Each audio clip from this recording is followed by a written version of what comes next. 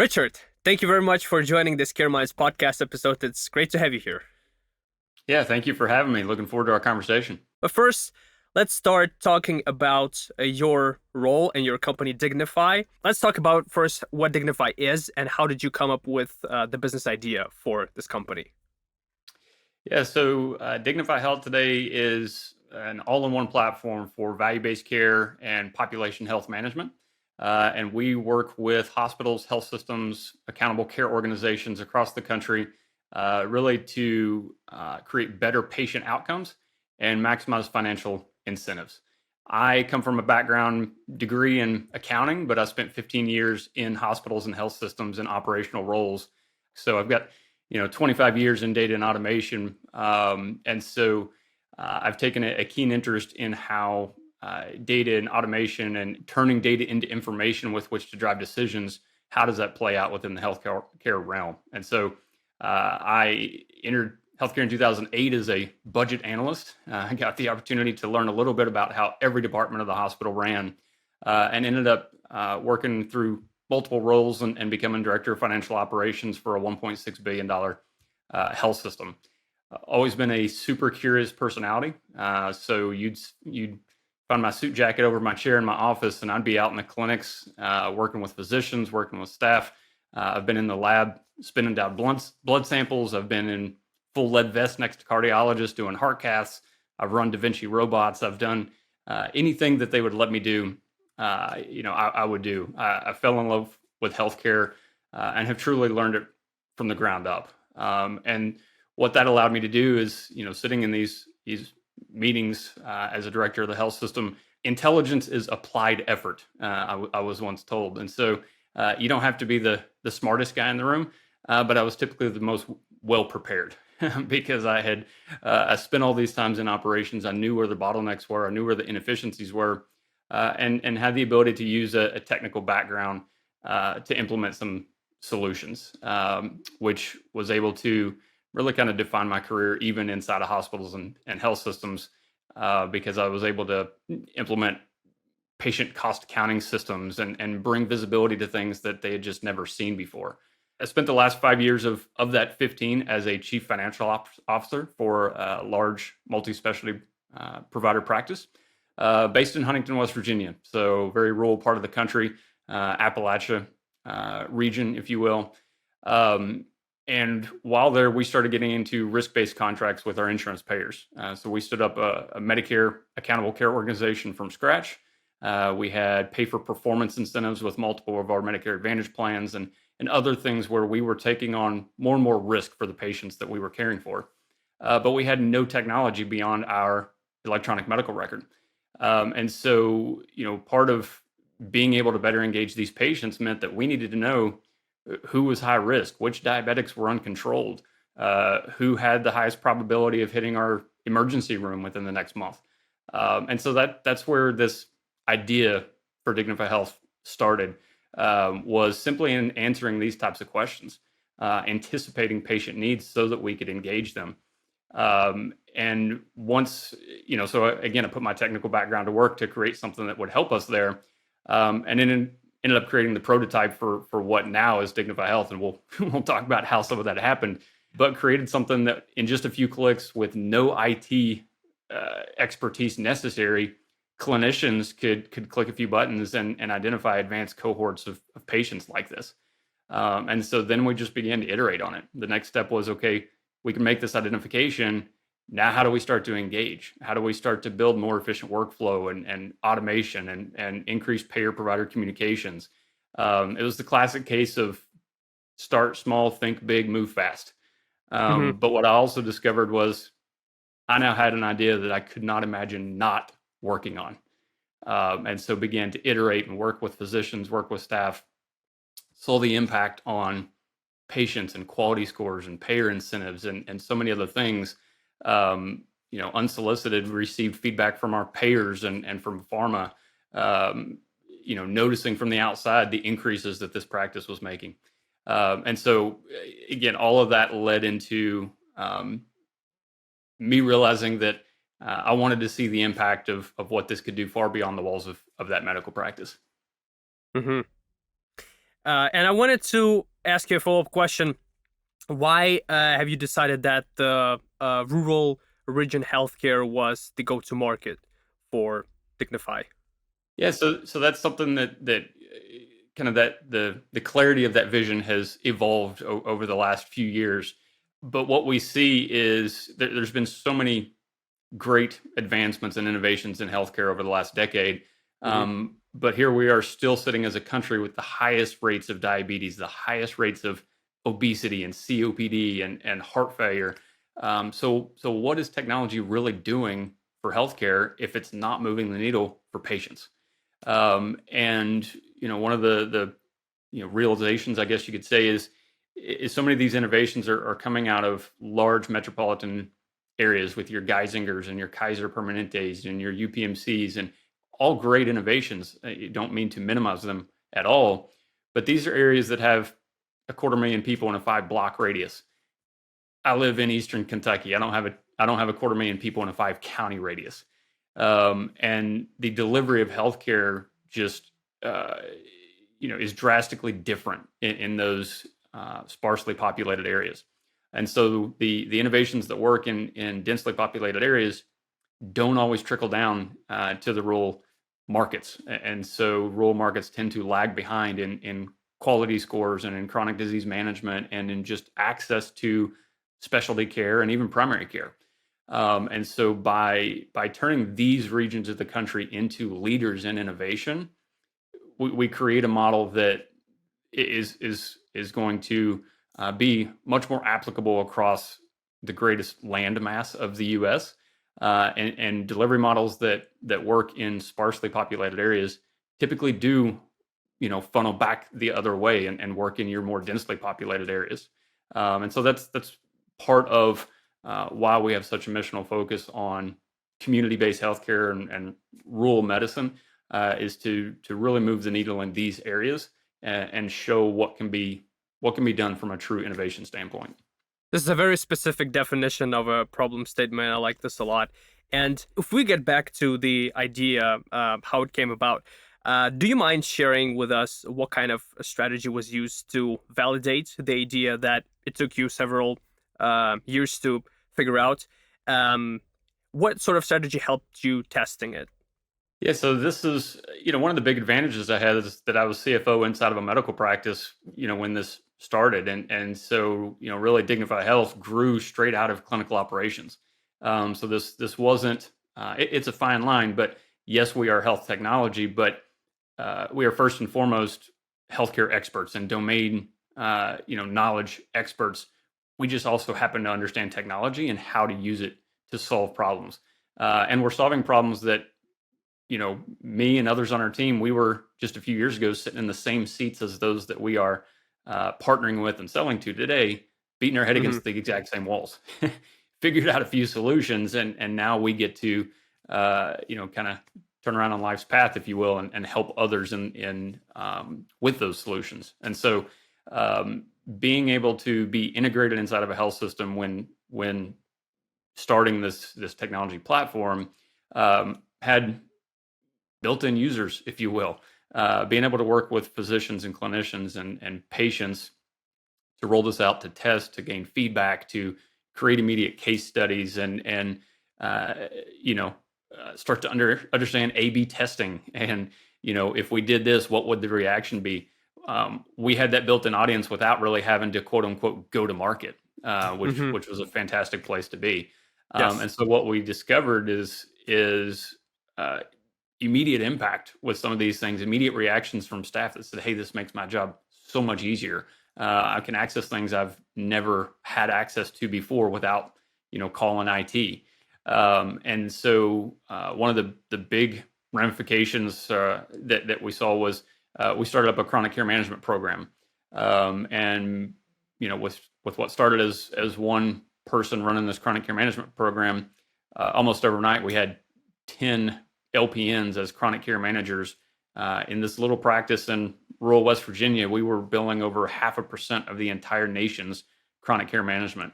But what that meant is we had enrolled over 0.5% of the entire nation's CCM beneficiaries, and it was a fantastic program that we truly saw better management in diabetes. We focused on a single chronic disease, that being diabetes, and we saw a 0.6 increase in diabetic A1C control. The Mm-hmm. lab test, the A1C lab test that measures diabetic control, saw a 0.6 increase in control rates, which all of a sudden got the attention of pharmaceutical company who came in and did a white paper on the success we were seeing. So it's those kind of unsolicited reactions that we saw that really piqued my interest again in wanting to see this far beyond the walls of that practice. And so if that was going to be the case, I knew the first thing that I had to do was prove that, first of all, the technology wasn't tied to me as an individual. It wasn't tied to the specific team in this practice or the culture in Mm-hmm. this practice or the EMR in that practice. And so when I made the difficult decision to leave my role there, the first thing I did was start within my own network with healthcare providers that I had a relationship with that I could go in and implement. We started with Greenway Entergy as an electronic medical record. I was able to get into a hospital that had Meditech, and so I adapted it to work there. And then Epic, and then eClinicalWorks, and just started gaining these different electronic medical records, getting other teams and hospitals on board with Mm-hmm. utilizing the technology and seeing the exact same feedback, the exact same results as what we saw in the practice in West Virginia. And again, proving product market fit, proving the need and the impact, and showing that it wasn't a single site applicability Mm-hmm. is how it all started and started to come to life, if you will. Oh, this is a great example. I love it so much. And what would be your advice, or I think a summary of that particular segment experienced by you? What would you suggest founders that are trying to figure out their BMF that are not in the same sort of like scenarios that Dignify was, but what could they do to find better chance of succeeding and find that product market fit, as it's a very long process, could be anyways sometimes. Absolutely, and I think it all comes down to a couple things: identifying your ideal client profile. I mean, as with anybody, when we first started, it's you kind of take all comers. Whoever will pay you for any part of your platform, you take because you need to start generating revenue to support ongoing operations and iteration. And Dignify Health did the same thing. And so in the beginning, we were not only working with hospitals, but we started getting into the employer-based benefits. So employers offering telehealth benefits or pharmacy benefit management or health insurance. We wanted to provide data to provide better insights there and play in the employer benefit space. Got a few contracts, made a little revenue there, but quickly determined that was really a distraction from what our core competency was. And so we were able to start to hone and better define our value proposition. And it came back to what I said earlier. We were healthcare domain experts, and that's where we needed to play. That was our core competency, our competitive advantage. And so really focused in on kind of letting the employer side go and focusing on hospitals, health systems. We knew, again, particularly in a rural market, while we built our technology to scale to any size, we were really focused on providers or health systems who employed between 20 and 500 providers because we knew we could go in and make an immediate impact, add an almost immediate ROI, but also make a Mm-hmm. community impact Mm-hmm. with the individuals and the patients there. We were able to then further identify value proposition in that, hey, if we work with multiple hospitals, we can aggregate their data together and create a single pane of glass, if you will, from a reporting and intelligence standpoint. So that led us to working with accountable care organizations because a lot of these ACOs have multiple health system or provider group members all on different electronic medical records. They struggled to get any kind of reporting or insights. Here we could come in and aggregate all that together in a single pane of glass for them. And so one of the things important to understand is that while we tightened our focus, the mission never changed. And that was to Mm-hmm. improve patient outcomes and maximize financial incentives. Again, remembering that healthcare is a business. We like to say no margin, no mission, meaning a patient has to come first, but if we close the doors, we're not seeing any patients. So how do we accomplish both? Because that's really Yeah. what value is. And so we specialize in speeding the transition to value-based care. And again, that's what our core competency is. So coming back to your question about what I'd share with other founders is to identify what is core and what is context. I said earlier, I found that idea that I couldn't imagine not working on.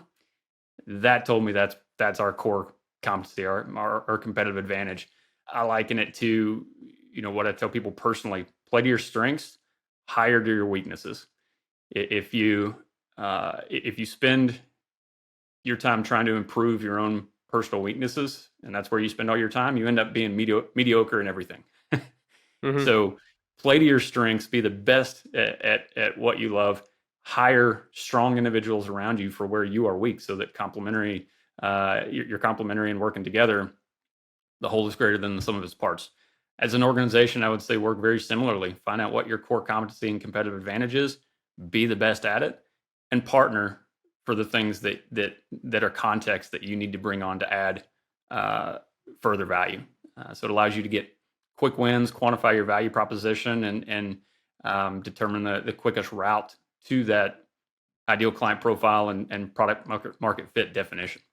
This is a great summary. I especially like your points about making sure that, yes, initially you start working to get your revenue going, but then being able to quickly pivot from that and realizing that you can, like you said, add value according to your core beliefs at a different scale, and you need to readjust your ops for that. And also this is an iterative process. You don't have to leap to Absolutely. that end goal. This is great. I love it. And if we're talking about the scalability aspect of the customers, given that Dignify didn't really start from scratch, especially considering your background and your knowledge, which also, by the previous point, I should also say, seems like a very balanced view.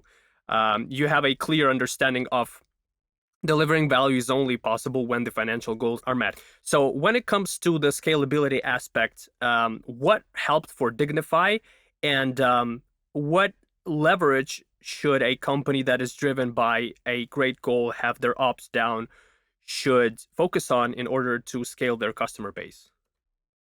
Yeah, absolutely. I was once told that it's not the best products that sell, but the best positioned products. And I've, found out how true that is. You must have a good network. And so in the beginning, like you said, you're just focused on getting those first few clients and getting some revenue in the door. And so that really started with, my own personal network. I was fortunate enough to have a couple of co-founders in DignifiHealth, and so playing to their network as well. Who did we know that we could go, you know, talk to about this idea, get pilots going, and just start to show the value that we could then grow relationships. And so the first few, we were just focused on making sure that we created an ROI, that we documented that we created case studies, we collected feedback quotes, we did, ad hoc analysis, all these things that created that foundation that we could then use in marketing and sales material and other things that we needed to start going to the broader market, if you will, to get that next tier of clients. And so one of the things that we did, as we defined our ideal client profile, we kind of developed the archetype for who we wanted to, where we knew we could add the most immediate value. And again, Mm-hmm. that's hospitals, health systems, accountable care organizations, MSOs, typically in that 20 to 500 employed provider group. And so we began to assemble advisors. And this is something I would absolutely offer as advice to other founders and startups. Once you identify that ICP and that product market fit, start to assemble advisors who can bring that expertise and that credibility immediately, faster than I could as an individual or as a startup company. So one of the things that we did, was fortunate enough to build a relationship with a prior Fortune 500 CEO.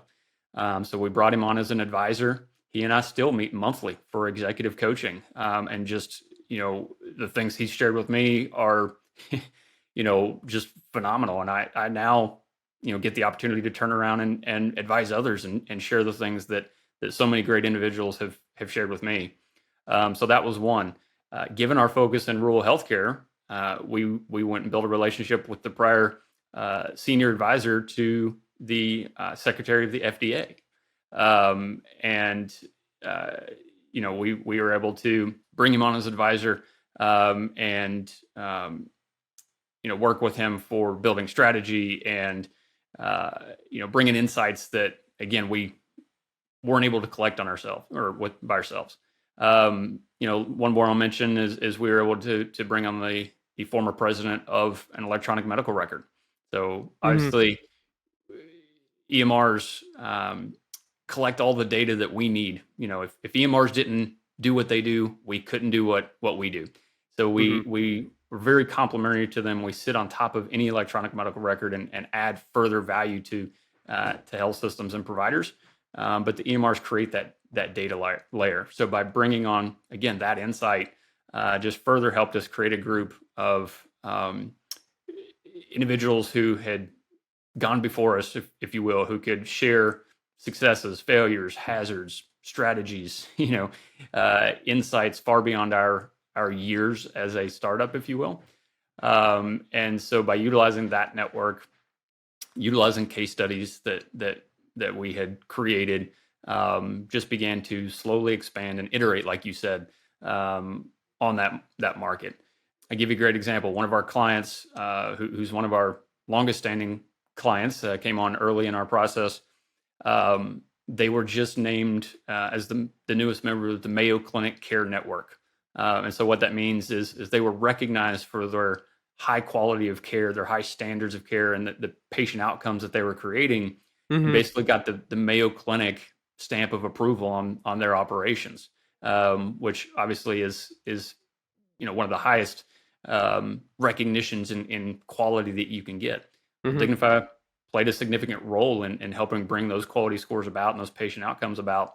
And so by our client being named there, that got us the opportunity to then be introduced to the Mayo Clinic Care Network and the individuals who run that network, and then talk directly to them about, how could Dignify further be applicable throughout other of their network participants and members. So that's just one example of how we would use those successes to, kind of propel us into other conversations that just began to grow and iterate and grow that network outward. Amazing. So once you have the product, reach out to folks and the value would speak for itself. I like this. Today's episode is sponsored by the App Solutions, a healthcare software development company trusted by Google, Red Cross, and InterSystems. If your organization is looking to positively impact software development roadmap, the App Solutions is a great choice. You can delegate your product streams or augment your existing engineering team with qualified specialists. The App Solutions is capable of solving software engineering and interoperability challenges, setting up and maintaining compliant infrastructure, as well as designing and developing machine learning capabilities. If you're interested in learning how the App Solutions might add value to your business, click the link in the description below, mention the CareMinds podcast, and get a free project health check assessment. Richard, can you please tell me what, in your opinion, is the number one reason for a startup to lose a customer? I would say, from my perspective, I think that you can't close a sales deal, if you will. You can't implement with a customer, get them live, and then just forget about them and move on to trying to close the next deal. There has to be a culture and a strategy to, every client is personal. Every client is a partner. We can't just stack them up and move from one to the next and never go back and focus on building a relationship. That's why we have our client success team. That's why we are more than just a tech-enabled platform or a tech-enabled service.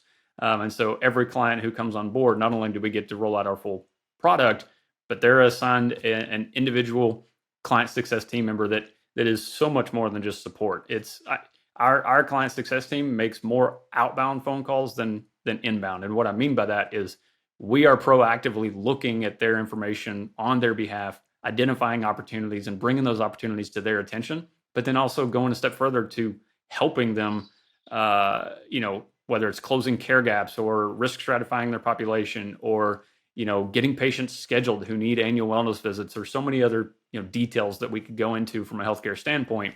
We are helping in that workflow, not just, bringing insights to their attention that they can get on our platform.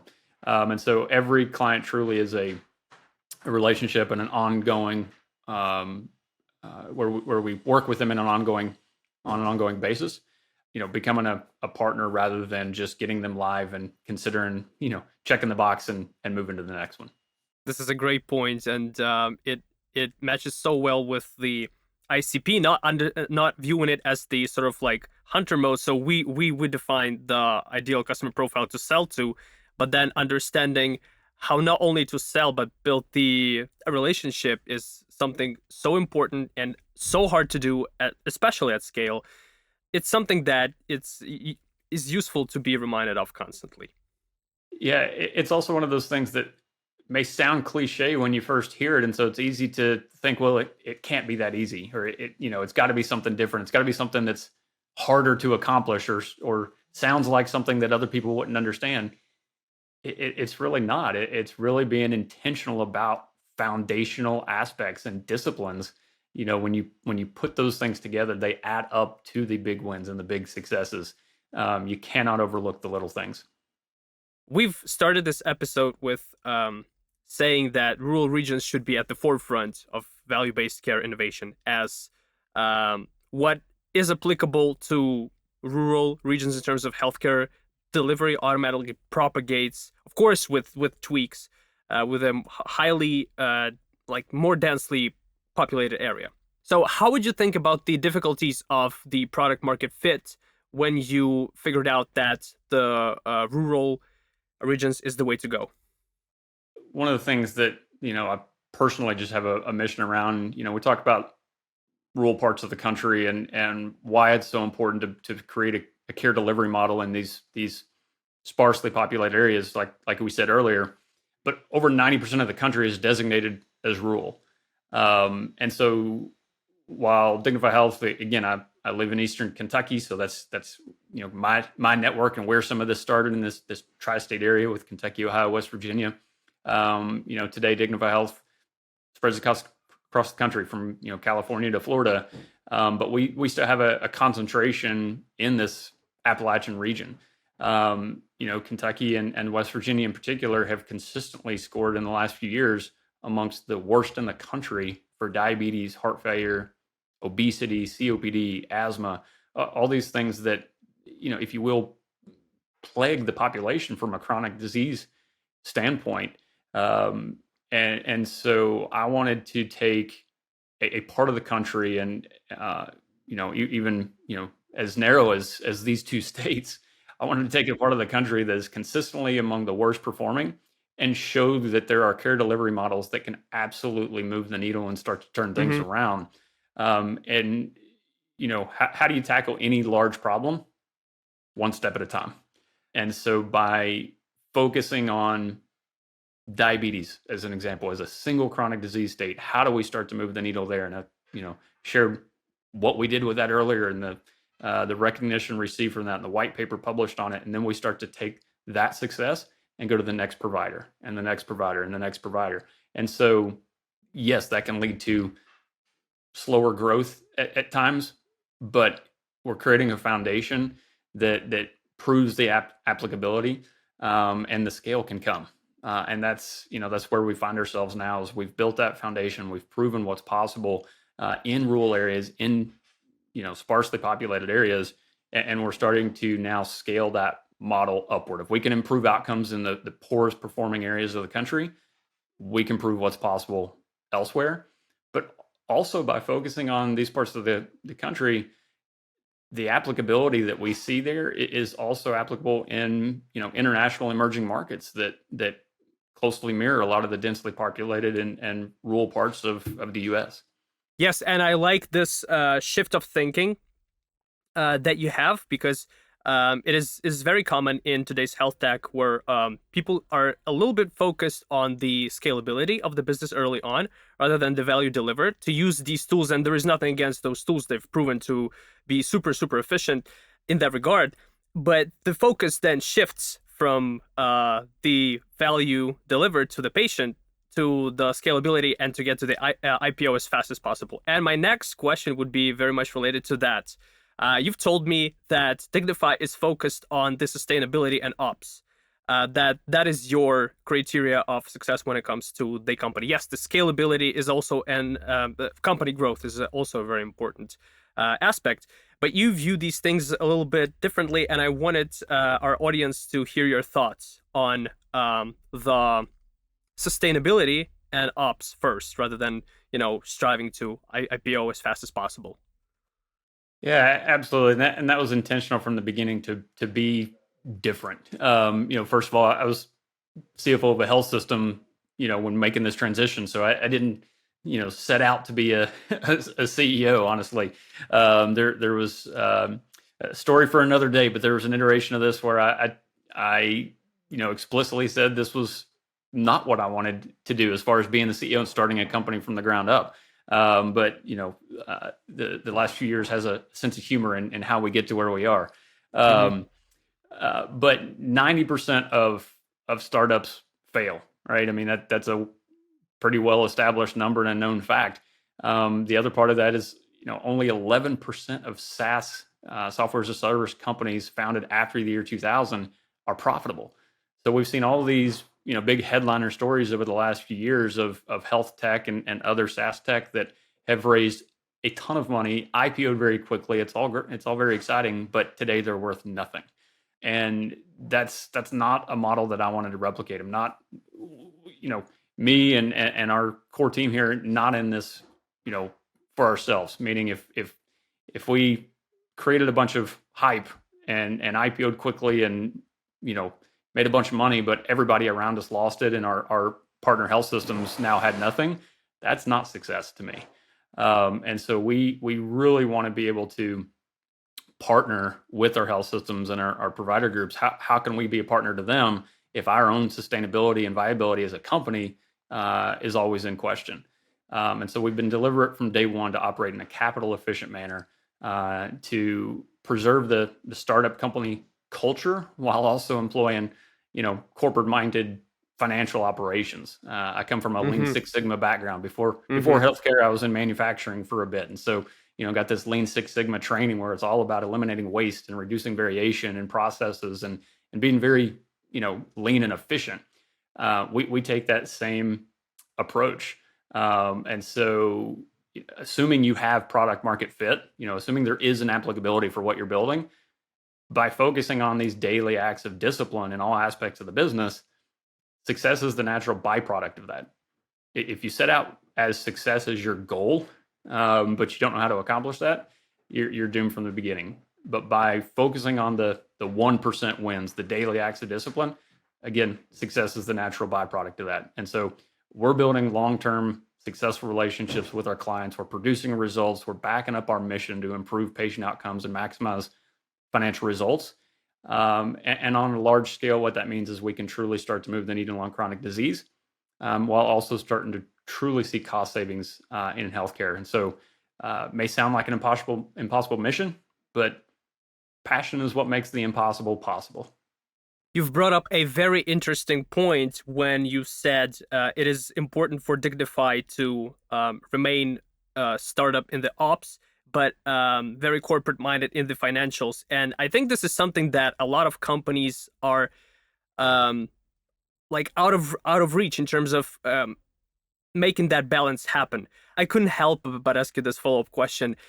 What are kind of like the most disciplined and sort of like ruthless aspects when it comes to the ops for Dignify? So that people can maybe take a look at this and say, hey, if we add these things in while making sure that we are flexible in the other regions, that might be that dichotomy that would make us a agile company, but being very solid on the ops side of things. Yeah, I think, there's so many things I could speak to. One of the things that has truly differentiated us, I'll give one external facing thing and one internal facing thing. From an external facing item, we didn't want to just be a technology platform.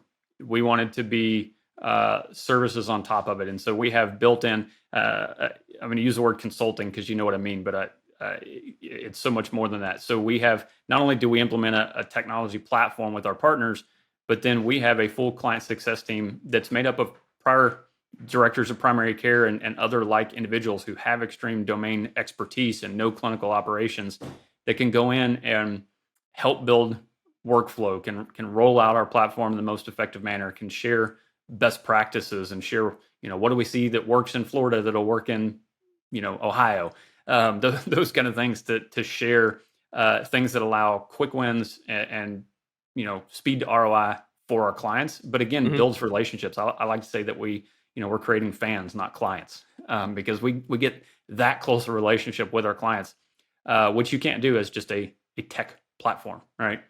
Hmm. Um, from an internal facing standpoint, we take a similar approach. Our employees are most important. Our team is most important. If we take care of our team, they're going to take care of clients. And so it's really it's not lip service. It's the way we run on a daily basis to, view each other as true partners. If a team member needs something, you do everything you can to go above and beyond, meet that need, get them what they need to take the next step forward. And working this way consistently, again, it's not some big secret formula that I'm going to be able to reveal on a podcast. It's truly those small daily acts of discipline, things that are so easy to overlook because you're concentrated on what some big goal is. Every goal breaks down into how do you move it forward today. It's the Yeah. 1% wins. How do I make today better than yesterday, and how do I make tomorrow better than today? That you have to find what that means in your environment, but that really is by focusing on that, by finding that idea that you cannot work without, by finding the passion that gets you out of bed because every day is going to be a grind and you can't fake it every day. Those are the questions you have to answer. And then after that, you'll never work a day in your life because I tell people I just, get to have fun.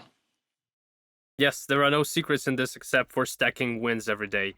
And if you have any final thoughts that you would like to share with our audience, be it advice, be it shout outs, be it things that are coming on top of your head as of now, it's a great opportunity. Yeah. First of all, I mean, please check out DignifiHealth.com. You can see our case studies. You can book a demo. You can do things. Just find out more about what we're doing. But then, personally, I would say, to other founders, find that idea that you can't live without. Also, find an individual that you can't imagine not working with, because you cannot do it alone. But then, please look me up on LinkedIn, reach out, mention this podcast. I'd love to meet you, hear about your journey.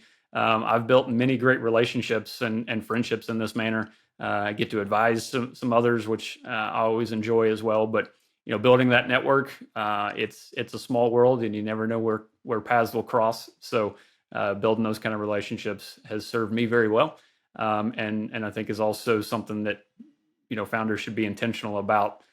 Building those relationships, because none of us, no matter how big our egos are, none of us can do it alone. Awesome. This is a great summary. Richard, I've enjoyed this episode so much. Thank you very much for being a part of this CareMinds podcast. Yeah, thank you for having me. If you found this information interesting, consider hitting the like button. You can check out more interesting videos on health tech and product management on our channel. Please consider subscribing and hitting the bell notification. It helps the channel to produce more content like this. Until next time.